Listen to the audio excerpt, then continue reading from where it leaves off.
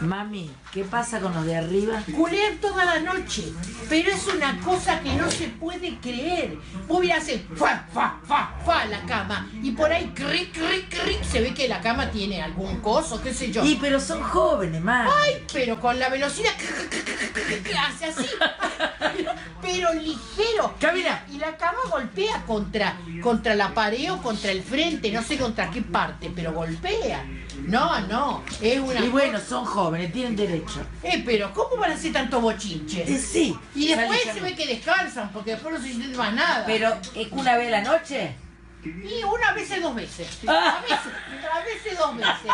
Mirá, lo que un día, el sábado fue, y habrá sido como a las 2 de la mañana y como a las 4 y pico de nuevo. Se despertó.